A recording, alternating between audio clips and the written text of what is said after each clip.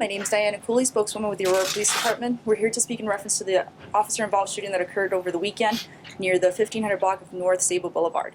We do have two speakers with us today, Detective Sergeant Stephen Jokers with the Major Crimes and Homicide Unit, and we have Chief of Police Metz.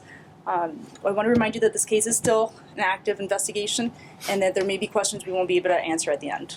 Thank you. Thank you, Diana. Thank you.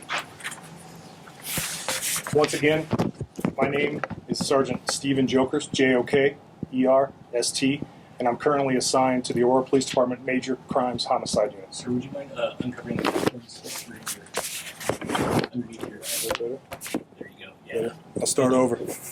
Once again, my name is Sergeant Stephen Jokers, J-O-K-E-R-S-T, and I'm currently assigned to the Aurora Police Department Major Crime Homicide Unit.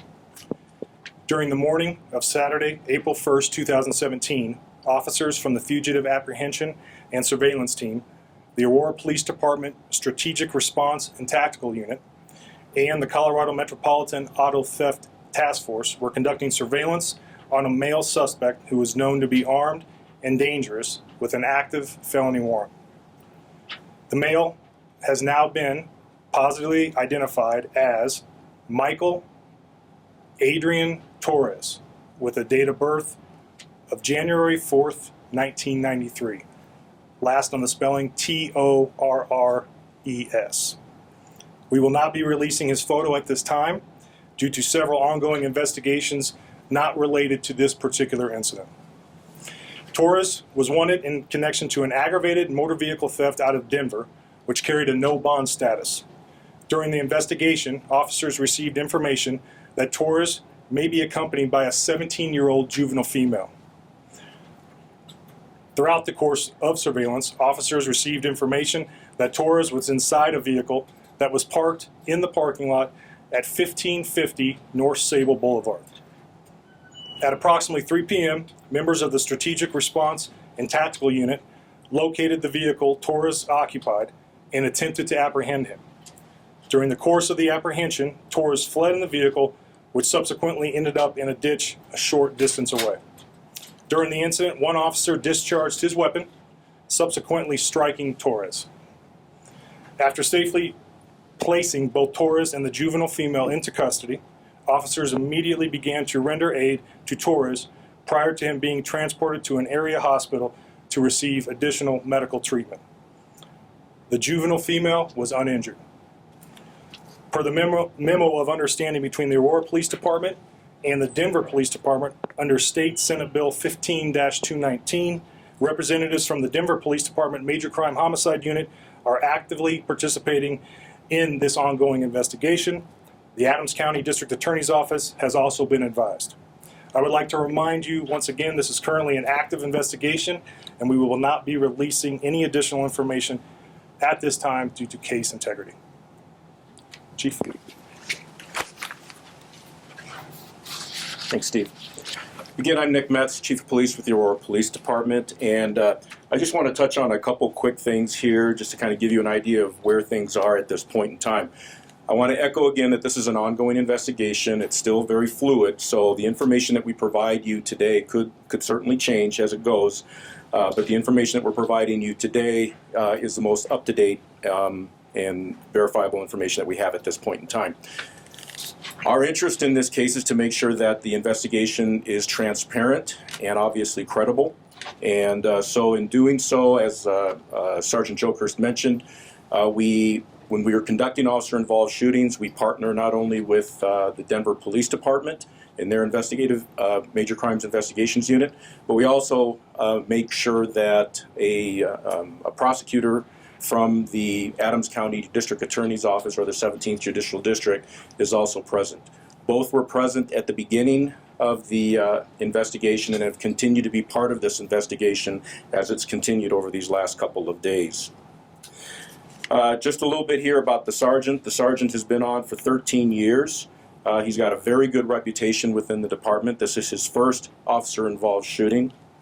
The sergeant will be placed on administrative reassignment with pay pending the outcome of this investigation, and we will keep you posted on that part of it. I want to just give you a quick idea here of what is going to transpire from here. So, as I said earlier, the Aurora Police Department, in partnership with both the Denver Police Department and the Adams County District Attorney's Office, are continuing the investigation. Once that investigation is completed, the entire case file will be turned over to the Adams County District Attorney's Office for review. Depending on what the decision is made on the case itself, which happens in every officer-involved shooting investigation that we do, when the case is completed and it's been adjudicated through that system, the case will be forwarded back to us, and our Force Review Board will review the case and determine whether the actions were lawful and within compliance. If it is deemed to be in compliance, the case will be completed at that point. If for some reason it's deemed not to be in compliance, then the case will be forwarded to Internal Affairs for further investigation. I do plan to, as I do in many of these cases, ask for a tactical review of the operation, just to make sure from a standpoint of any lessons learned, to ensure that next time we're involved in similar situations, what are things that we can make sure that we keep in mind as we go through that. So that's kind of where we're at right now. I'll open it up to questions, but again, just as a word of warning, there's going to be some questions that we can't answer at this point. So why did the officer decide to shoot? So again, that's a question that now that we're still investigating. We've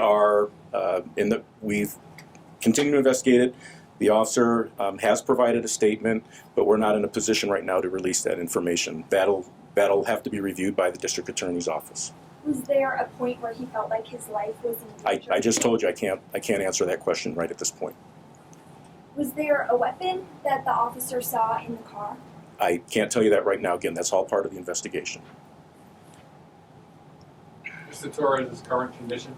I'm sorry? Mr. Torres' current condition? Can you comment on that at all? His condition? Yeah. I'm not releasing that right now. But he's still in the hospital. He's still alive? I'm not releasing that right We now. can say that. Yeah. He's still in the hospital. Okay. Yeah.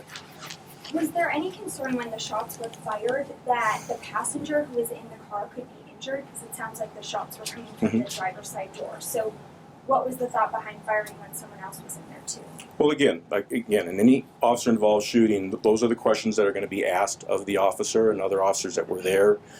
Certainly that is a concern, and that's something that will definitely be reviewed as we continue through the investigation, and also will be reviewed during our tactical review. Can you characterize the 17-year-old as either a witness or an accomplice? At this point, because the criminal investigation is still ongoing, we can't say for sure. She was definitely a passenger in the vehicle, but exactly what her status is, we can't establish that quite yet. Or anything on their relationship? That part I don't know. How many officers were present, given the fact that only one fired a weapon? At this point, it appears to be probably more than 4. I can't tell you the exact number right now. Any other questions? When did the officer fire? Was it as the car was driving away, as they were trying to arrest him initially? When did the gun go off? So when officers pulled up, they confronted the suspect. At some point during that period, the one set of officers did use less lethal. We used what's called a 40 millimeter foam round, and then the other officer used a lethal force used from his rifle. Exactly where that is right now, we're still trying to get that all pieced together. And you guys had passed out your the firing at a moving vehicle. Can you review that policy with us? Sure. So our policy as it is, because I'm really glad you asked that question. I think some people have taken liberty with the policy in thinking that we are giving blanket approval to shoot at a moving vehicle. That is absolutely not the case. Our policy is that officers should not fire at a moving vehicle, but at the same time, we also have to look at the circumstances involved. I'm very hesitant to have a blanket policy that says officers cannot shoot at a moving vehicle. When you look at what's been happening around our own country and around the world with folks using vehicles as a weapon, when you look at what happened in San Bernardino, when people were shooting from a movie vehicle, all those things have to be taken into consideration, and every officer involved shooting has to be looked at individually and on a case-by-case basis.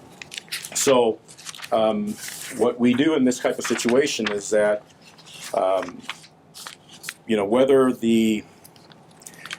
if the shooting is deemed to be lawful, it doesn't necessarily mean automatically that it will have met policy. So we will look at what were the officer's options and things like that. All those things will come into play.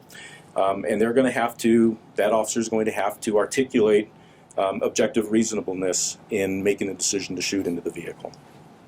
Is there any type of video surveillance, be it from businesses, from dash cams, from body cams, taser cameras, anything? We do have video footage. I can't go into exactly what that is, and all that is being reviewed at this point. But it did capture the actual event. Some of it, yeah. So you said he's on administrative leave right now. Is that paid administrative leave? Yes, Okay. And can you release us the name of the officer? not at this time. When do you think that's going to be made available? We'll let you know when we can, but as long as this investigation is continuing, we can't release it at this point. Thank you. All right, thank you, folks. Okay.